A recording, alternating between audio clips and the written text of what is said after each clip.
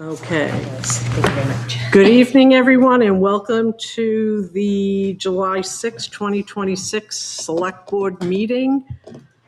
Audrey, can you please call the roll? Elizabeth Costa, Chairwoman. Yes. Bill Coy, Vice Chair. Yes.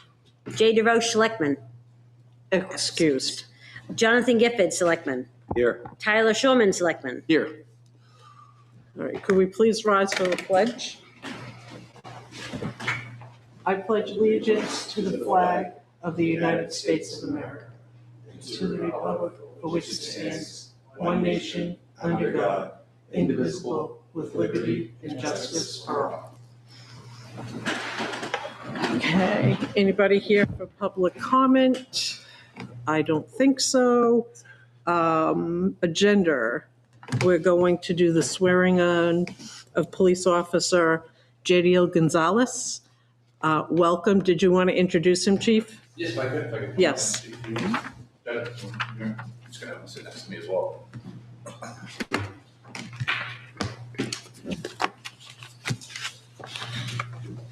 Yes, thank you, everybody. Again, we were here a few weeks ago introducing Officer Bolduc. This is Officer Jadiel Gonzalez. First, thank you, Tom and Jacoby, the entire board, for your continued support. It's been a great couple of weeks hiring two new officers. It's a lengthy process. It takes us some time to get through it, but we really appreciate all the support the town's given us. We're here tonight to introduce you to Jadiel Gonzalez and officially have him sworn as a member of the department here. He's a resident of Haverhill, Mass, where he lives with his wife. He's fluent in Spanish, which is a first for us, so it's going to be a great opportunity to have a bilingual officer here in Plastow. He spends his time living actively. He stays in shape by working out, and he's a big boxer as well. He's tentatively scheduled to attend the New Hampshire Police Academy in mid-August. It's a 16-week academy. We'll get him back to us in December, and he'll do about 12 weeks of in-house field training. So tentatively around March, April, he'll be released on his own to solo patrol. So it's about an 8 to 9 month process from start of hire to solo patrol status for an officer. So just excited to offer JDL the opportunity and welcome him to the police department. Thank you. Thank you. Welcome. Thank you. You're welcome. Are you ready, Martha? I was going to just stand up over here, John. Do you need this?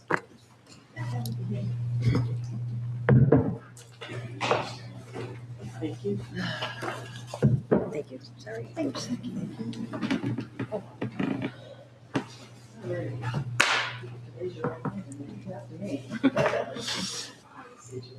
I, Jadiel Gonzalez, do solemnly and sincerely swear and affirm that I will bear faith and true allegiance to the United States of America and to the state of New Hampshire, and will support the Constitution thereof. So help me God. I state your name. I, Jadiel Gonzalez, Do solemnly and sincerely swear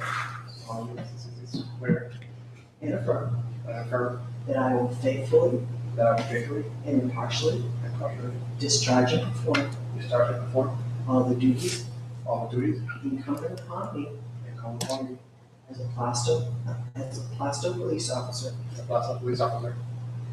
for the town of Plastow, according to the best of my abilities, agreeable to the rules and regulations of this Constitution and the laws of the state of New Hampshire. So help me God.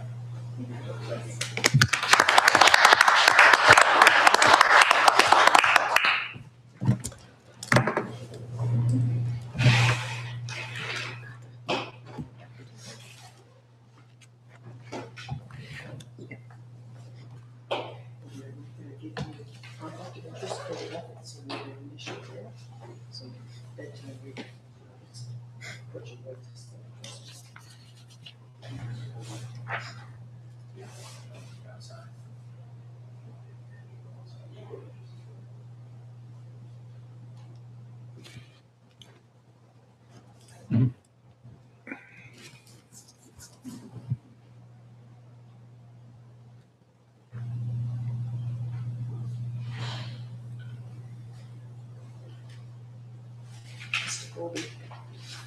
He needs to sit with me as well.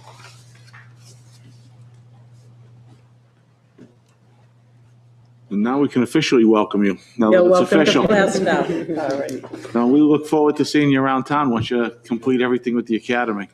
Great to have you in the community. Thank you so much. Thank you. Thank you so much. So those are for you.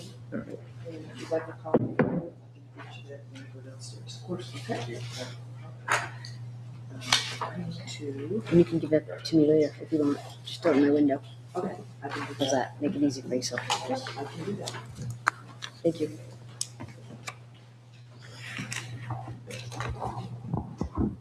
Feel free. You want to take a couple quick pictures? Go right ahead. Yeah.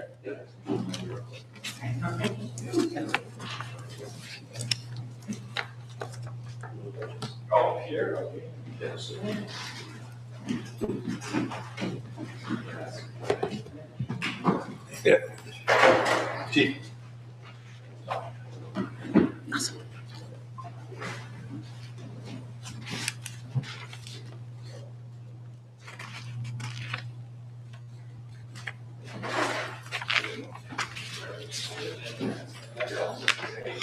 Thank you. Thank you. Yeah, see you soon. Take care. Well,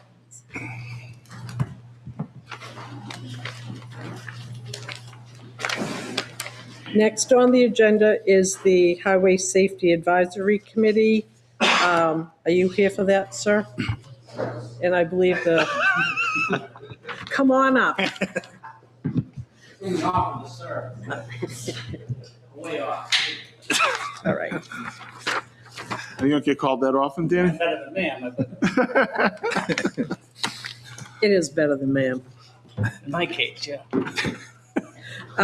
So welcome. I know that you had a Highway Safety Advisory Committee meeting. Mr. Gifford was there. I kind of sat in the back. Can you share with me about the MUTCD signage for the public? Yes, so just briefly, so there was a request put in a few months ago by a resident on Timberlane Road looking for a sensory impaired child sign. So at the time, we were just open the discussion as far as if there was a procedure that the town had, a policy, anything like that to offer these signs to residents. And a bunch of questions that came up during the discussion, both historical and present day, and what direction the town should move going forward as far as approving these signs, setting limitations on it, and then the responsibility, liability, things like that. So we just wanted to bring forward, just as the committee, just some no concerns but questions, and ultimately looking to see if the town would want to implement some type of policy or procedure for residents to have a channel or an avenue to follow to get these signs placed. There's really no official course of action right now. Because these are special signs, correct? They're not, yeah, from the police department. They're not not enforceable on our end. It's just it's Okay, it's just informational. an awareness. Exactly, that- safety awareness. Yes. Okay, so autistic child or Yes. some kind Could of be anything. disability. Could- Yeah. Did you see it like deaf child? Or Yeah. See all And kinds. Dan's much more familiar with. They've been historically that you've placed the sign, how to place the signs, has dealt with the requests before. Okay, We have historically, I think, I can, off the top of my head, think of 3 different situations where we have similar signs that's being requested. The most recent one was on Old County Road for an autistic child. Historically, what it's been is it's been a request, not always to the Highway Safety Committee, but maybe directly to the Board of Selectmen. The Board of Selectmen obviously brings it to the town manager's attention. The town manager says, can you put up a sign? The problem with the signs is they don't meet any of the federal guidelines for sign installation. There's no enforcement. There's no, it sometimes gives people a false sense of security. And in some cases, it could actually cause the town a greater tort liability, just based on the fact that hypothetically you got a sign, somebody hits it with their car, and knock on wood, it comes up and hurts them or something. The first thing they're going to do is, why is the sign there? And if the sign doesn't have any direct function, it doesn't fall under the federal guidelines for street installation and protocol, they're going to hit us. They're going to get us. It's kind of like guardrail. People put they ask for guardrail, and if it don't meet the criteria and there's someone hits it, they're gonna say, why is the guardrail even there?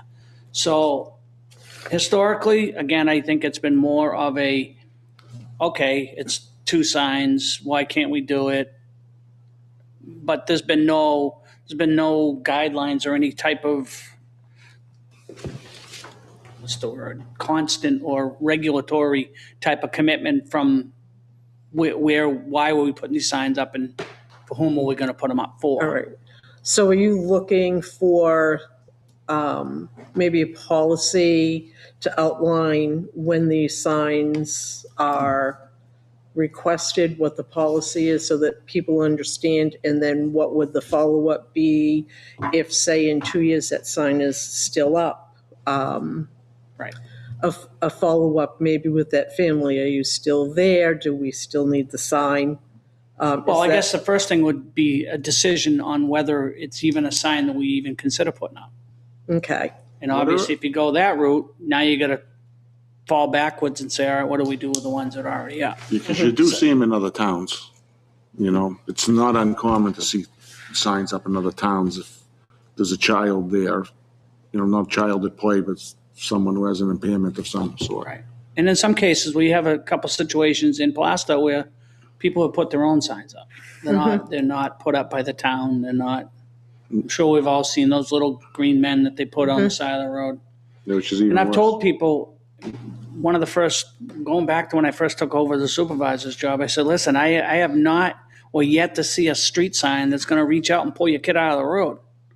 So I would not want to stand here and tell you that if I put that sign up, your kid's any safer, because it really isn't. No, I think what So it is I hoping someone would slow down. That's Right, I and think an that's- awareness. But you the can't problem enforce it lies either. in here, and I don't want anybody to think I'm negative because I'm not, but the problem is you see the sign the first time, oh, you're looking. Then you Starts see to the sign the blend in. 4th or 5th time, and so what I've suggested to people, I said, listen, do this for me first. Take your kid's big wheel or a toy, tell the kid to stay away from it, put it out near the road. The first couple cars are going to, ooh, okay, there's a kid. And they see that big wheel 3 or 4 days later, they're going to know there's no kid there because the same big wheel's been in the same spot, and they're gonna drive just like they did as if there was no big wheel there. So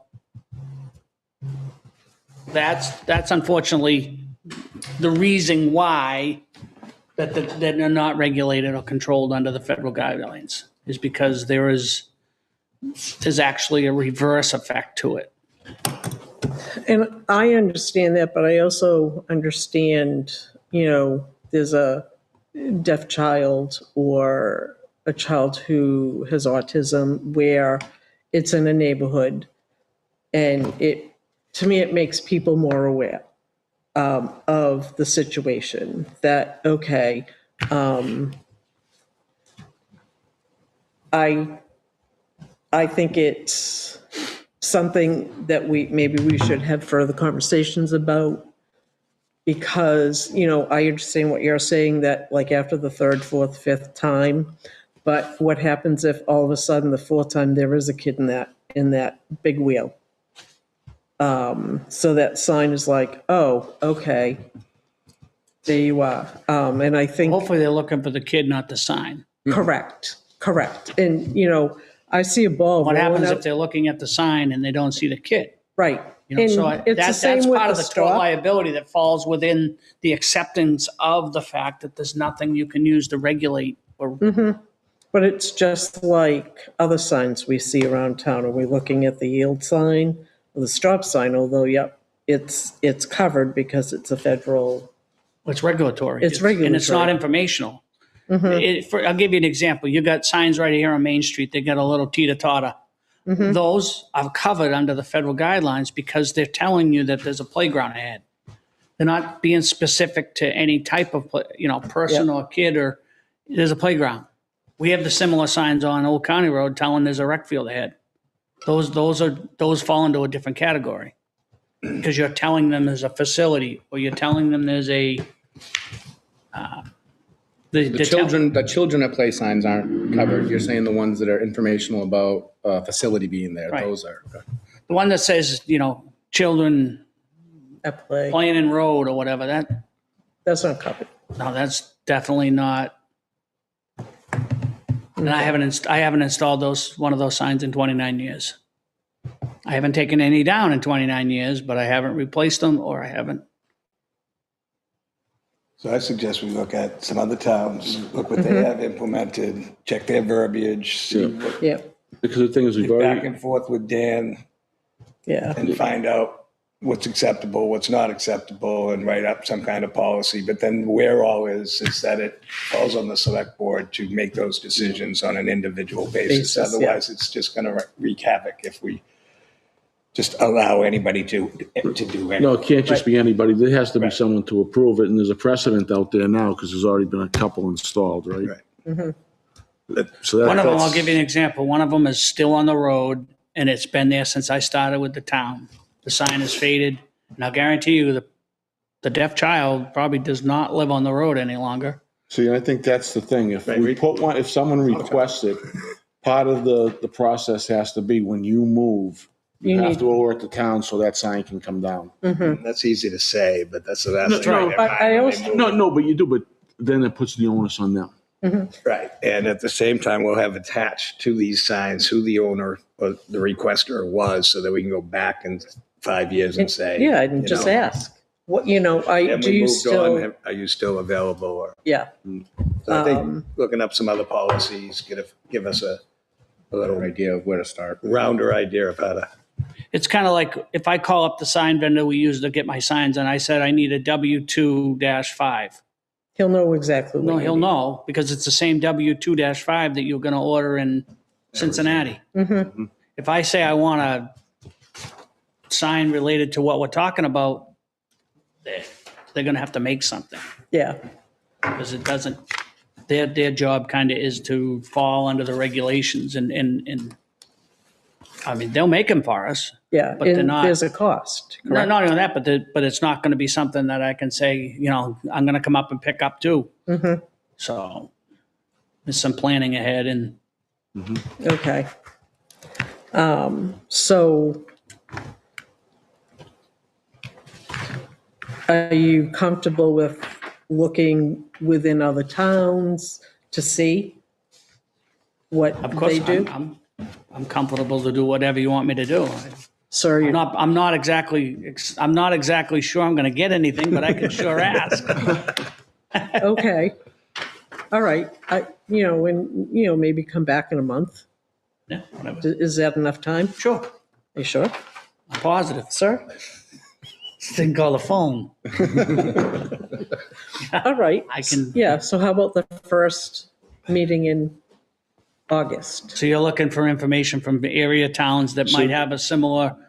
Situation. And I suggest that maybe this board does it, then we reach out through highway Yeah. safety, and then as a Oh, we, joint, then Yeah, we we can move it do back that. up to the select board for a final Yeah, decision. That way we have all the parties involved throughout the whole process. yeah, that's perfect. So, Does that work with you? What you still want me to look into it? You look into it on your end. We're going to look into it as to the verbiage from other towns. Then we'll bring it to highway safety. yeah, Then we'll have everybody at highway safety on board. Then we'll make that advancement back to the select board and how we want to finish it off. I think that's probably the most Perfect, yeah. appropriate way to get it done. yeah, that Agreed. works way better. I can do that. You can do that, sir? We'll take some of the heavy lifting off. Might have to go on a field trip. Okay. All righty-o. Anything else? What's the status on the trucks? We have one truck in service, Nice. one of the two big trucks. The second one should be not too far behind. All the bells and whistles are on it? Sure. Actually, considering it's a town truck, it really does. It just, as I explained when we purchased the truck and I brought it to you guys' attention, it's a turnkey truck. We didn't get to order what we get on it. I mean, it has aluminum wheels on it. But I think the way the truck is built is going to be a far difference from what we've been, I think chassis-wise, I think motor-wise. And then its twin brother should be here in a week or two, I'm gonna guess, and, Nice. yep. There's still some things that we need to do in-house to actually put it in service. Right now, it's still sitting there with a plow and wing on it in July, so, but we want to get the second truck here so we can transfer the cutting edge that we stole off the other truck. Get those put on, so before we take the plows totally off, be the one last thing we gotta do come November, or October. And the other trucks are gone, right? The other trucks are gone. Yep. In your opinion, do we get a higher yield by doing them privately instead of? I want to say yes, but it's been so long, John, that since we went from trading them in, so the truck was this, trade-in was that, bottom line, this is what you get, to keeping them. Got to realize the last couple trucks we've kept and put on the back line. And then to put them onto a non-negotiating auction type of situation, sealed bid. Yeah. People don't know. You know what I mean? We had two bidders. They each bid on both trucks. One got one got the other. One went for almost twice the cost of the other truck because it didn't have any of the after treatment stuff on it. So did we get a little more than I expected? Yes, but not much more, because I knew the 2010 would call more money because it had more money invested in it. New body, so. Thank you. Yeah, thank you. All right, thank you. Thank Have you. a great night. You Thank too. you. Thanks, guys. Thanks, guys. Thanks. I would like to move CP2 charter discussion to the next meeting on the 12th. Is it no, the 19th, sorry. 20th. I can't add tonight, sorry. 20th. Yeah, all right. If everybody's okay with that. And then I'm hoping we'll get the second charter as well to review. Okay. So I have a motion for the consent agenda. It's the draft minutes, account payable. Yeah, we have two sets of minutes. One would be at 5 o'clock, one would be at 6 o'clock. Correct. So there are two sets, one at 5 and one at 6. Do we all have a chance to review them? Any discussion? Right, you gotta list out everything else that we signed, right? Yep, so the consent agenda, the abatements we had signed, the cemetery for plot, is that it? Manifest. And the manifest is in there. How many abatements were there total? I'm going to go at 16, and that's a rough figure. I'm not positive. I'm gonna say, because that number, we should have that number Yes. for the minutes, so when we approve the consent agenda. Oh, gotcha. Okay. It's in the blue folder. Yellow. Sorry. Yep. Yeah. And the other one's in the yellow. Yep.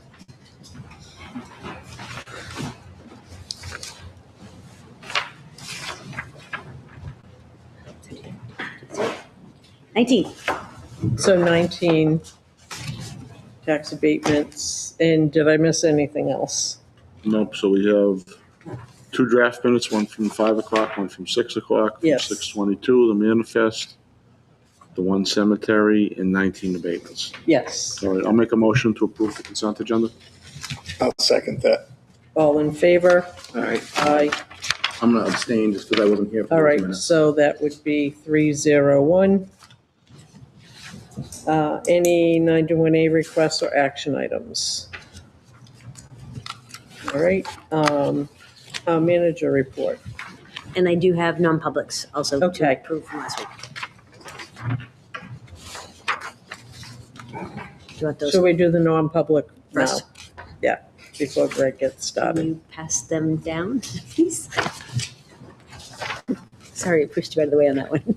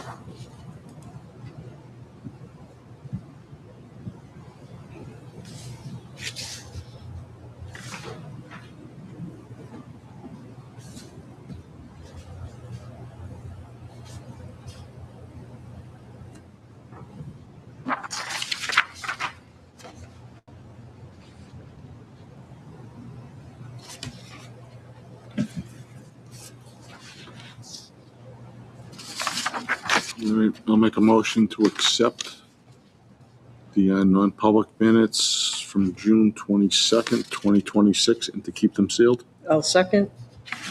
All those in favor? Aye. Aye. Aye.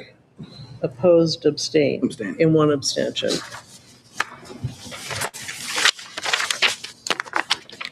Thank you.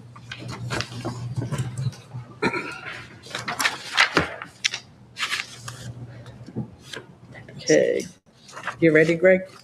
Sure. Okay.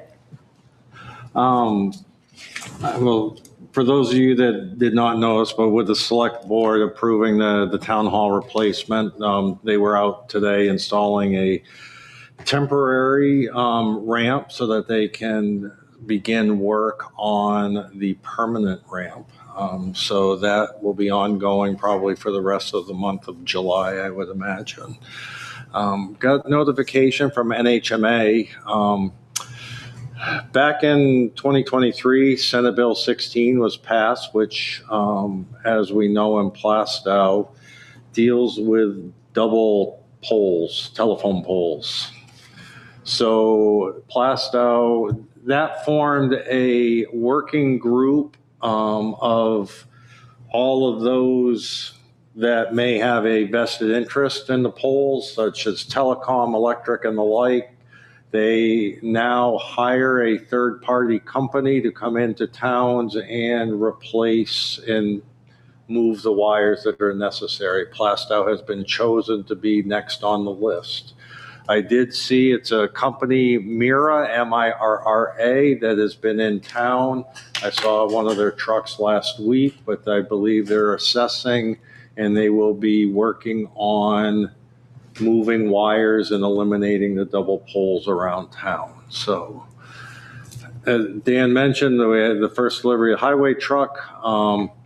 Our newest employee, our benefits admin, started today, or actually she started last week, full-time today. So Audrey spent a lot of time getting her acclimated, and she will be doing her first onboarding of our new officer tomorrow. Recreation, I think, has gotten off to a great start. Tax-wise, the due date of July 1st has come and gone, and we've collected approximately 94% of the first half tax warrant, which is in the neighborhood of $13.5 million. So we are back flush with cash, so to speak. And on the manifest, you're signed and approved the first $2 million check over to the school district. So Nice. as quick as it comes, it goes. So then again, it's July 1st, end of another quarter with June 30th. So all the federal reporting, monthly reporting and the like. So Yeah, when you see the manifest, you always know when that school bill is there. Mm-hmm. Yep. You do. All right. Quick question. When do we expect to start to see some of the budgets? September 1st. Okay. And then I think that's it for now. I mean, I'd say around September, I'm gonna probably will stick to the same guidelines. I'll go out to department heads probably mid-August. Okay. And we'll start to get those in, and probably will somewhere around the first to middle of September. All right. Thanks. Selectmen reports. Mr. Gifford, you have anything to share? I had no meetings last week, so I have nothing to share. Okay. Mr. Shoreman. So yeah, I wasn't here for our last selectmen meeting, but since then we had our first CP1 committee meeting. Went pretty well. We have another one coming up this Thursday. They'll be meeting once a month on the second Thursday. Rec Commission will be holding a July meeting. With everyone's schedule, it was tough in June. We weren't able to. We typically don't do a July meeting, but it looks like next Wednesday there will be a Rec Commission meeting, just to help support the new rec director and make sure she has everything she needs with summer camp and national night out coming up and everything there. Budget committee next Tuesday. They were also invited for a workshop with us next Monday night. So I have both of those next week coming up. Other than that, that's it. Okay. Mr. Coy? No, didn't do much except enjoy the 4th. Okay. And, yeah, same. There's just one of those weeks. Yeah, it was. Okay, so Tyler, you covered a lot of the events. We are having the concerts on the town green. Yep. Every Wednesday, 6 PM. Come on down, go grab yourself an ice cream from